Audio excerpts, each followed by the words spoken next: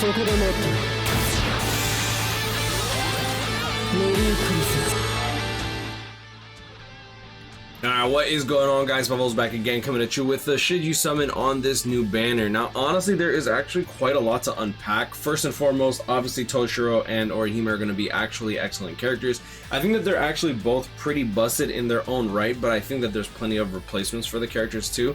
And I do want to talk about it. So let's just get right into it. First and foremost, let's just start off with Toshiro. Now, he is going to be a no affiliation unit, and he is one of the only units with increased status ailment chance against technique attribute no affiliation enemies plus 10%. Now, the reason that I don't think that this is going to be as OP as it used to be is that if with this current inheritance trials, we actually have no affiliation enemies, but then we have Captain Soul Reaper bosses, which I think is really unfortunate because it also lowers the value of the no affiliation units when it's already not necessarily the greatest type of value to begin with. He does have the Berserker of 40% with Havoc 20% and then Frenzy, Freeze on everything, Sprinter +1, and then he also has Technique Link Slot Potions +5. Keep in mind that this Tech Link Slot Potion +5 skill is only going to be good for Inheritance Trial, Inheritance Zone, when it comes to Inheritance Trial, Co-op, Inheritance Zone, and then Epic Grades. But keep in mind that he is only going to be bonus in Epic Grades for 2 weeks. After that, he is probably not going to be bonus for a long time, and that, in my opinion, lessens the value of that Technique Link Slot Potions a little bit, because if Epic Grades isn't going on, then that's unfortunate. And then on top of that, if he's not bonus, you're probably not going to use him because you're trying to get done with Epic Grades. Why am I going to bother? Why do I want to waste my time doing Epic Grades when I can just straight up do Link Slot Potion IZ and not have to, you know, like you're not really going to use these characters in Epic Grades unless they are also bonus characters. Now, he does have Havoc 20%, which is really good. Going into his innate skills, he does have Freezer and Freeze immunity and damage to frozen enemies plus 20%. This is really good because his Freeze is literally just a passive that you get just for existing. Like, you don't have to use a strong attack or anything like that. It's literally just an AoE pulse, goes around the entire map, and you have a 12% chance per pulse to freeze the enemy. Keep in mind there's no animation for this, it literally just occurs. So if you ever see an enemy just like randomly freeze out of nowhere, that's what happened. Now, he does have a 3000 length beam and 1170 third strong attack, probably the best first and third strong attack kit in the entire game when it comes to first and thirds. His second strong attack is going to be the same as Bankai Hikone, and someone mentioned to me he has the exact same kit as Bankai Hikone. So 3k length beam, the Tokinata Hikone double team gangbang multi-hit special, and then his third strong attack is going to be the 1170, which is really good, and then you also have just a standard full screen special move. Overall, I do think that this character is worth summoning for, but if you already have other characters that can take his place, be very careful about spending your orbs at the end of the year. It's probably going to be Spirits Are Forever With You. A lot of people are now expecting like Azashiro, Roka, Kureshiki, and Kenpachi. A lot of people are like, triple Kenpachi banner for end of the year. We'll see about that. Now, next on the list, obviously we have Orihime. Orihime, excellent character as well. She's going to be a tech, a Rankari killer, strong attack recharge minus 12%, Berserker 40%, Havoc 20%, Frenzy, Devastation 40%, Debilitator plus 2 seconds, burn on all of her attacks except for her second strong attack, which is a barrier heal. And then she also has a bruiser of 20%. Now, to go along with all of that, like the barrier heal, she also comes with medic, which means that she's going to be healing 26% upon her second strong attack. She also has multi-barrier plus 2, which means she gives her allies 3 shields, and on top of that, she gives herself 5 shields. Really good support character, straight up. And then she also has speed, link slot potions plus 5. Not to mention her her innate skills, which are actually really good. So the speed link slot potions plus 5 is going to be really good for single player IZ, co-op IZ, but like I said, you can only really make use of this in like IT co-op. I've tested this in I've tested this in normal IT and solo player IT, and it doesn't work, which is unfortunate. Read or Rankar dodges is going to be good for us in Kaimon Quest, since Caleb's going to love to try to milk this for all it's worth, which is really unfortunate for players that don't get these characters. Team Party Stamina Recovery within your, as you transfer stage floors, your teammates also will heal 26% as well, on top of you being able to use your second strong attack to heal, making her the best healing character in the entire game. She is literally like a dedicated healer that also deals really good damage. And she obviously has Sprinter as well. Her first strong attack is going to be the 1200 by 1200 shotgun-like blast in front of you. It's going to be a box literally in front. It's a really, really good strong attack. Second strong attack is going to be the 960 AoE second, and a standard full screen third strong attack. The one thing to note is her barrier slash heal ability is literally a 960 AoE. It's going to be the same as Daddy Ichigo, for example. So even though it has a long cooldown, keep in mind that at the very least you do get access to a good strong attack. It's not like a normal barrier attack that is bad.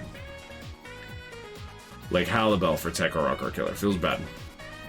Next, Christmas Rangaku. Not really much to talk about here. She does have weakened defense, and she also has an Espada Killer. So that's going to be really where she shines, unfortunately. 2500 length beam, 1000 into 675 explosion. So this is going to be a standard full screen AoE distant that drags in and then explodes. Not a bad third strong attack in my opinion, but it could have been like, she didn't get Havoc, which is unfortunate. And then she has a standard 800 AoE distance second strong attack, same as Orihime in terms of the distance, but since she doesn't have Havoc, it's not as big of a radius.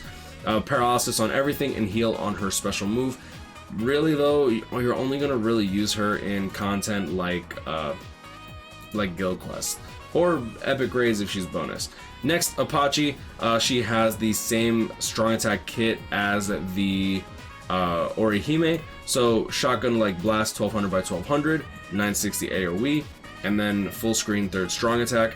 She does also have an Espada Killer with heal on her special move, and she also has weakened defense on her special move too. She's not a bad unit, honestly, but and like Espada Killers are kind of like, it's really just for Guild Quest. I don't think she's a bad character, but you have to max transcend this character, in my opinion, to be using her in content like Ultra IT. Next, Halibel, pretty damn good NAD character. Nothing really too crazy, to be honest. A bruiser 40%, poise with a normal attack damage plus 25%. This is going to mean that you have a built-in bruiser of 65% with your flurry. And then on top of that, she's an Rocker Killer, and she's just a NAD character. I wish I could say more, but like usually these characters fall off really quickly, and even though I don't think that she's a bad character, I wouldn't go outright go for chasing. Next, Yoruichi, Frenzy, she's okay. Nemu, heal revive mechanic on her special move, she's okay. No Frenzy, unfortunately. We'll see if these characters get revived. I mean, they could get revived into something good. We'll see. Next, Retsu is probably the only one worth talking about. Frenzy. Now, the reason that I say that is because of her second strong attack. I believe that this is... Oh, never mind. No, this was not even worth talking about either, unfortunately. Last but not least, sorry, my eyes are like kind of dry, so I'm like trying to like get them a little wet. Strong attack recharge minus 14%, Berserker 20%, no Havoc unfortunately, freeze immunity, Frenzy, Sprinter +1. She does have a Hollow Killer. The problem that this character faced when she came out is literally she's competing against 1000 Year Blood War Ishin, who's a melee character, and she's also competing with 5th Anniversary Byakuya, in which she is not good again. Like you can't really compare.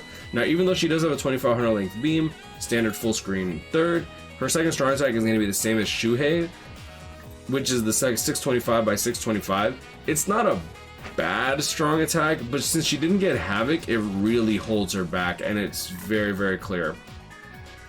Oh man, dude, just give these characters Havoc and they'll be fine. Now, the reason that you might not want to summon on the individual banners is because of all the other individual banners you get access to. Now, obviously you have Kaname. He's a pretty good character. He does have Guard Break, Poise, Technique droplets plus 30%, and he also has Flurry with damage reduction 20% and a Bruiser 20%. Him getting only 20% really holds him back. I'm not going to go too deep into these side hoe characters because it is what it is. And he is a premium pool unit, so I wouldn't really recommend summoning specifically for his individual, knowing with all the crazy stuff that's coming up at the end of the year. Sajin, one of the craziest hitters in the entire game. He is also a Hollow Killer, which means that you can actually use him in a lot of content in the game, but he's mainly going to be for Guild Quest, where he gets Killer Effect plus 50%, melee damage plus 30%. Even in PvE content, this character is going to hit incredibly hard. However, he does not have guard break, which I think that's what holds him back the most. Normal attack damage plus 20% with a bruiser of 50% means that this character has a built-in bruiser of 70%, technique attribute NAD plus 20%, and then on top of that, with the killer effect and melee damage, you get more damage stacked on top. He has long reach, he has poise, and for his innate skills, he also gets access to poison and poison immunity and read hollow dodges, which can be incredibly useful, like I said, in this day and age. For the Kaname, what did you get for your innate skills? Process immunity and sprinter. It's just standard, nothing really too crazy. But like the thing is, even though this individual banner is really good, keep in mind that premium pool units, right? You don't want to go too crazy on these premium pool units. Grimjow, damage inflicted at full stamina 25%. At T15 it does stack up to 50%, which is really good.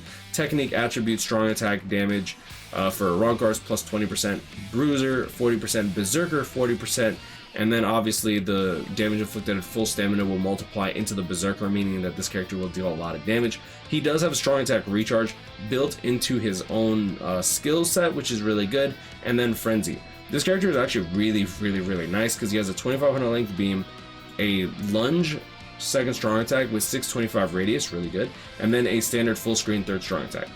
He's honestly one of the few characters that, in my opinion, deals so much damage that even though he doesn't have Havoc, it might not be a bad idea to work on him if you have this character with multiple copies. I'd say at 2 out of 5 he's actually worth building.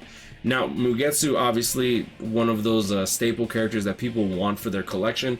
Hollow and no affiliation killer. My problem with this character honestly stems from the fact that this character did not get Havoc.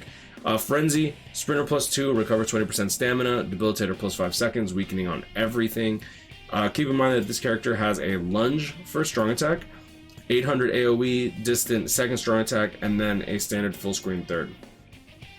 The main thing to take away from this character is really like, if he gets resurrected, he could be really good, but we don't know when Caleb's going to plan to resurrect this character, and he needs Havoc. Like, once he gets Havoc, he'll be really good, but I feel like lunges have kind of fallen off lately. Lilinet, NAD character, medic, poise, healing on her second strong attack. Nothing really too crazy. That's all there really is to it. Now, going into the actual individuals for the Christmas banners, you have access to Toshiro, Orient Society Nell. These two characters are really good. So the individual banners this time around, in my opinion, they're really good bait. I'll give Caleb that. They're really good bait. Okiora has weakened defense built into his skill set as well, which is really nice if you want to do double weakened defense. We already talked about the Toshiro. Going into Nell. Now, even though she didn't get Havoc, she has Frenzy, and she also has increased status element chance against Heart Attribute Soul Reapers plus 10%. The reason that this is important is that she got a lot of hits built into her skill set, into her strong attack kit, excuse me. Standard lunge for strong attack, but her second strong attack turns into a 625 lunge, and then her third strong attack is the 1000 into 675 explosion, same thing as 5th anniversary Byakuya, but she doesn't have Havoc, so keep that in mind. But with that, in Ultra IT, this character weakens enemies so fast and so often that I think that she's actually really good. Now, she has a Berserker of 20% because back in the day, that's how high it really got, and she also has a fire immunity. My only issue is that right now when it comes to IT, Caleb likes to nerf characters that are really good by causing the enemies to be immune to specific status elements. Now, hopefully they don't do it to specific characters, but they've done it to Nemu, they've done it to Candace with the paralysis immunities, and then on top of that, they've also done it to... It was paralysis immunity and I think it was was it freeze immunity? I think it was freeze immunity. Either way, they tend to do that sometimes, so you got to be very wary about summoning for a character in hopes that they'll be good for that next IT. Next on the list, you have the individual banner for Orihime, and this banner is probably... this banner is great. You have access to the Orihime, and then on top of that, you have access to Nemu. Nemu, excellent character, probably one of the best tech characters to be released this entire year. Berserker 20%, Havoc 20%, Frenzy, Technique Attribute Soul Reaper, Strong Attack Damage plus 20%, Bruiser 20%, Debilitator plus 5 seconds, Increased Status Element Chance against Speed Attribute Hollows with Paralysis on all of her attacks, Sprinter plus 1. Very Very, very, very good character. Going into her actual innate skills, we also get freeze immunity, and she has a really, really good kit. She has the 3000 length beam, she has the 960 AoE distant second strong attack, and then on top of that she has an AoE distant third strong attack that can be charged. Now the radius for this is the same as 5th anniversary Ichigo. So 840 radius when fully charged turns into 1080 radius in front of you, which is really, really, really, really good. And then with the paralysis, dude, for IT, this character goes crazy. But K-Lab has done this twice to her, where you are not able to cause paralysis to the enemies. When they do that, they essentially just nerf the character. And not being able to make use of your status ailment when you summon for this character, in my opinion, is like super disrespectful. But I mean, it is what it is. You might not like it, but like, imagine your favorite character. Yo, dude, imagine you take your Lamborghini to the shop, and then they give you back the keys to a freaking like Honda Civic, bro. It's like, it's still a good car. This ain't my Lambo, you know. It's just like oof. Strong attack recharge minus 12%. Soul Reaper Killer. Machine Society Retsu. Really, really good character. Frenzy, Havoc 20%. Guard Break. Berserker 20%, paralysis on freeze/paralysis on all of her attacks, which is really good. You don't get innate skills back then, and nope. Now her kit is really weird. She has the 960 AoE distant, second strong attack, third strong attack is going to be a standard full screen, but her first strong attack is going to be a split three-way attack. Personally, I don't really like this strong attack, but it does have its uses against bosses. This attack does nuke, which is really, really, really good. So overall, the individual banners, in my opinion, are pretty valuable with Toshiro and Nell, and then on top of that with the Orihime, Nemu, and Retsu. Like, even though Retsu's kind of fallen off a bit, I still think that she's a good character. But if you have Daddy Ichigo, if you have Noelle, if you have Shunsui, honestly, you don't need Retsu. Tech Nemu, it's a really, really, really good character. But if you have Art Book Ichigo, I wouldn't really sweat it too much. And same thing with Orihime. Honestly, keep in mind, in poll selection, Nemu and Art Book Ichigo are going to be in it, and that's going to be coming out December 26th. I've said this multiple times. I still get comments all the time, but I mean, it is what it is. Clearly, you're not watching my video, so I'm not bothering to respond to you. And then on top of that, obviously, you have the main banner. Honestly, the main banner, I think, is really good value. I'm personally going to do 5 steps on the main banner. I don't know if I'm going to do 5 steps on the individuals. It's a lot of money to unpack, but I mean, I'm gonna leave it at that. You guys grind, I'll catch up with you. Stay blessed, like, comment, and subscribe. I hope you enjoyed this video. You have a great day. I'll see y'all in the next one. Peace.